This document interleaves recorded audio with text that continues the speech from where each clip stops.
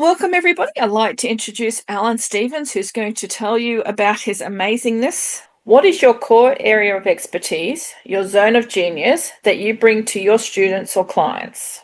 The main area is in helping people to build relationships. That's my expertise, is in showing people how to look at somebody, know their personalities at a glance, being able to speak to that person the way that they need to be spoken to, and then getting the feedback that they get, that they need to know they've read them right, that whether there's something emotionally going on, and are they telling the truth? It's all about building that connection so that we can go on to the next level. What is your professional background, and what was your aha moment that led you to become a coach or a trainer in this field? My aha moment, I feel a little bit like a pinball machine. The ball that's inside the machine bounced all over the place. I've worked in so many different industries in my life, but everything I've worked in has all been around building relationships. And so getting to understand the people in the organisations. My background, I'm a qualified profiler as far as understanding the human pattern recognition, which is the traits that people exhibit that give away their personalities. NLP master. The qualifications just keep going on and on. There's quite a few because I've worked in so many different industries, and all the way through, I've picked up qualifications all the way, but putting them together has made the work that I do so unique.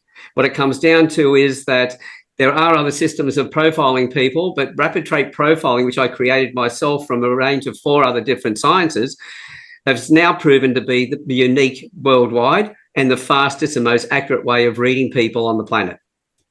My next question is, what makes you the blue unicorn in your field, or what is your superpower? I think because my superpower is that I don't give up is the main thing, that I'm always focusing on finding the solution to problems.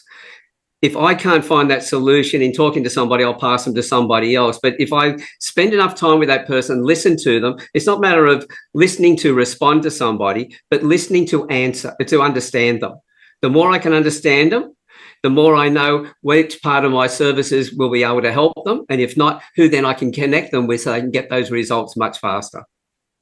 What industry myths or misconceptions do you love to challenge through your training? One of the things I'd like to point out to everybody, first of all, is that the most important thing you'll ever learn is the next thing you learn after you think you know everything. What I've actually done is I've gone out and I've learned all these different things.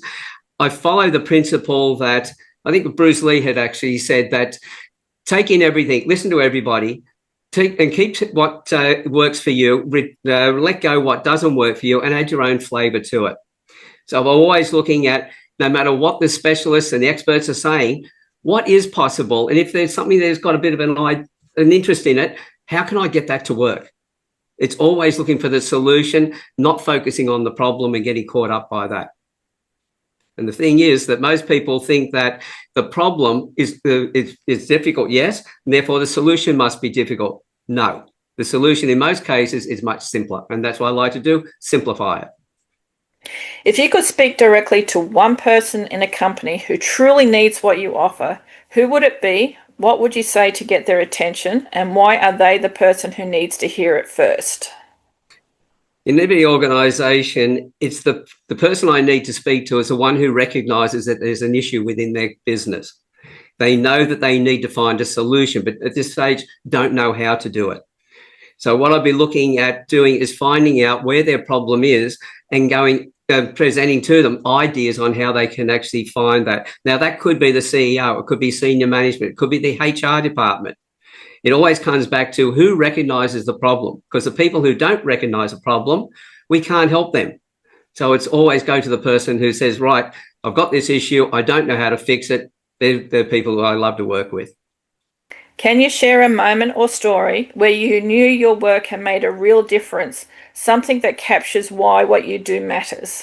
There's quite a few areas, because I've been referred to as the mentalist meets Dr. Phil. So it's a connection between all of the areas of business and life. An example in business would be a builder who had quoted on a new building, a commercial building, going to be the first of a number of buildings if he got the first one, quoted $2 million, but the clients wouldn't go above 1.6.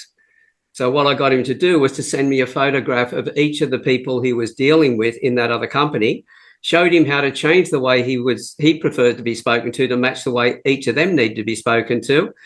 And in that process, he got their interest again. He added another $150,000 to his original quote and signed them off on it. In another example, there was a business coach who came to me. He sent me his photographs. I did a profile for him and gave him back an audio report that took 45 minutes to go through, telling him how to use those skills and how people would see him and how to use that to his benefit. That was when he told me he used to be an undercover narcotics agent for 2 decades before. And in that process, he found that he used skills that he believed were 95% accurate to be able, as he said, he wouldn't be alive today if he hadn't had those skills over those 2 decades. But what I put in that audio not only matched, but nuanced everything he learned about himself in that time. So, of course, he came straight to me then to do the master course. And another example, I had a mother of a young boy who was 6 years old at the time with Asperger. She asked me to profile him because the after-schools care and the school wanted him heavily medicated, and the psychologist said he would need a carer for the rest of his life. On the report that I gave her, she was able to go back and give that to the school teacher and the after-schools care, playing one against the other. They put it in place. The end result was that that following year, he was doing presentations in front of the class. And another year later, they let the psychologist go. Now, this is the psychologist who said he would need a carer for the rest of his life. And with the doctor's approval, they reduced the medication was off the table. The most recent testimonial was last year when he was 19 years old, now living on his own, has a girlfriend, drives a car, and he's now an assistant manager in a nightclub.